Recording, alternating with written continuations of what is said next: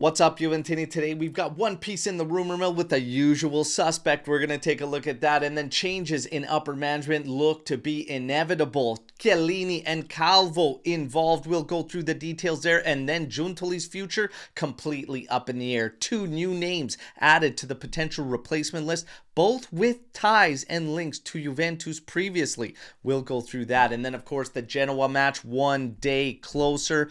Tudor making his debut as head coach of Juventus. He's got changes in mind. We're going to go through those changes and how Locatelli is one of the players to be affected. I'm Berto. This is the AJC channel dedicated to Juventus. It's March 26th. Let's rock with the news. First things first, March 26th is Khéphren Thuram's birthday. All right, so tanti auguri go out to our Pharaoh. Now, when it comes to Khéphren Thuram, I've been saying it. He could be our best player this season. Do you agree? Disagree? That's one that Giuntoli 100% got right on that great deal, picking him up from Nice. So tanti auguri go out to Khéphren Thuram. He looks to continue things for Igor Tudor as he seems a lock in that two-man pivot moving into the weekend. But more on that as we get through this news. Rodrigo De Paul in the rumor mill again, as many times previously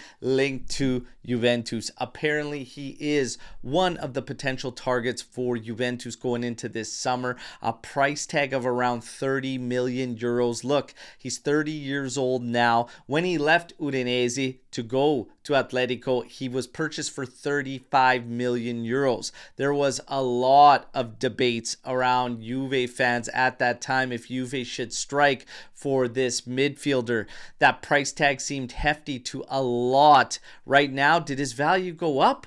Did it go down? 30 million, he's 30 years old going into a final contract year. But we've heard this rumor time and time and time again.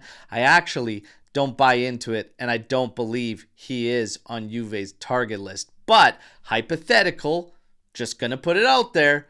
Would you want Rodrigo De Paul? Hit me in the comments. We know what Lex's answer will be. All right, but we're going to keep things rolling. When it comes to the front office, apparently we're in for some changes in upper management. Giorgio Chiellini continues to be rumored with a promotion within. Apparently, he will not be alone. Apparently, Chiellini is going to be stepping up into that ex-Pavel Nedved role and being the bridge between upper management and the locker room. I think this season tells us we need that 150%. When it comes to Calvo, well, I'm not so sure this guy is set for a promotion. He had one task to do, find us a sponsor, and he hasn't done so throughout this entire year. I'm kind of over it. There's no chance he should be getting a promotion. That's just me, all right? But in terms of Giuntoli, well, the reports continue to surface that his job is completely in question and completely uncertain as to whether he will be confirmed in the summer.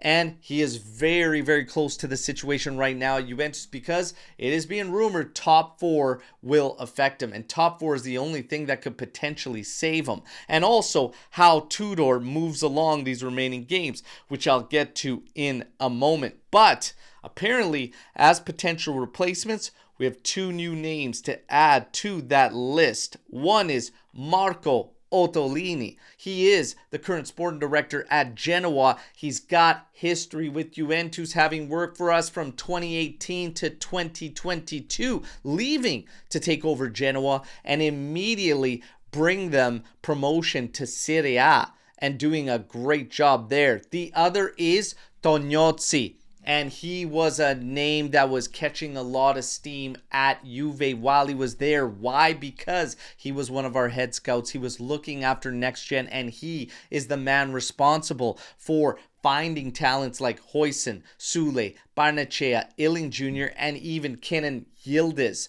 It was Tognozzi responsible. What do you think about one of those guys replacing Giuntoli? Hit me in the comments. When we get to Genoa, this match is getting closer and closer by the day. It is heading for a sellout as well in the stadium. So Tudor will be greeted in fine fashion, all right? What do we expect from Igor Tudor there? No change apparently in captaincy. Locatelli to continue. Guys like Gatti, Perin, McKennie being vices.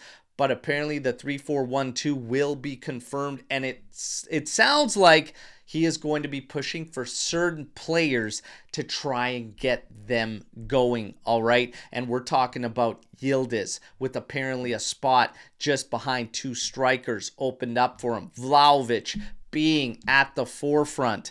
Colt Miners, will he be starting? We're going to get to that. But Nico Gonzalez also will be one of Tudor's focus. So it's the guys that we have locked in with contracts that Tudor is going to be tasked with getting going. For Colt Miners, he might just be starting, and he might just be starting in that pivot next to the birthday boy, Kefren Turan, because we might see a change in roles for Locatelli as Tudor is throwing out the idea of moving him into the heart of the back three as a center back. So you get Locatelli, you still get Locatelli's defensive prowess and his ball playing ability, but you get Colt Miners still in the lineup and a little bit deeper back, and it doesn't affect guys like Yildiz or guys like Nico Gonzalez.